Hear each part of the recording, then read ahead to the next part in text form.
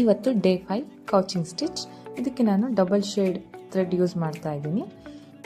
ಇಲ್ಲಿ ನಾನು straight stitch ಮಾಡ್ತಾ ಇರೋದ್ರಿಂದ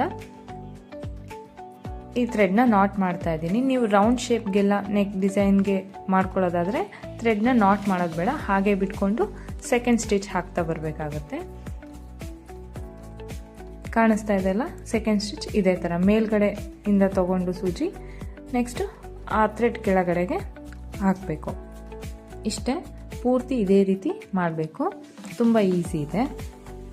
ಈ ಸ್ಟಿಚ್ಚಲ್ಲಿ ಏನು ಇಂಪಾರ್ಟೆಂಟ್ ಅಂದರೆ ನಾವು ಈಗ ಹಾಕ್ತಾ ಇರೋ ಎರಡನೇ ಸ್ಟಿಚ್ಚು ಸ್ಟ್ರೈಟ್ ಇರಬೇಕು, ಹಾಗೆ ಈಕ್ವಲ್ ಡಿಸ್ಟೆನ್ಸ್ ಇರಬೇಕು. ಆಗ ಈ ಸ್ಟಿಚ್ಚು ತುಂಬ ಚೆನ್ನಾಗಿ ಕಾಣುತ್ತೆ. ಈ 75 ಡೇಸ್ ಸೀರೀಸ್ ನಿಮಗೆ ಇಷ್ಟ ಆಗ್ತಾ ಇದೆ ಅಂದರೆ ನನಗೆ ಕಮೆಂಟ್ ಮೂಲಕ ತಿಳಿಸಿ. ಡೈಲಿ 1 ನಿಮಿಷ ಸ್ಪೆಂಡ್ ಮಾಡಿದ್ರೆ 75 ಡೇಸಲ್ಲಿ ಎಂಬ್ರಾಯ್ಡ್ರಿನ ಪೂರ್ತಿಯಾಗಿ ಕಲ್ತ್ಕೋಬೋದು. ಸೊ ಈ ವಿಡಿಯೋಸ್ ಇಷ್ಟ ಆಗ್ತಿದ್ರೆ ಲೈಕ್ ಮಾಡಿ, ಹಾಗೆ ನನ್ನ ಚಾನಲ್ನ ಸಬ್ಸ್ಕ್ರೈಬ್ ಮಾಡ್ಕೊಳ್ಳೋದು ಮರಿಬೇಡಿ. Thank you for watching.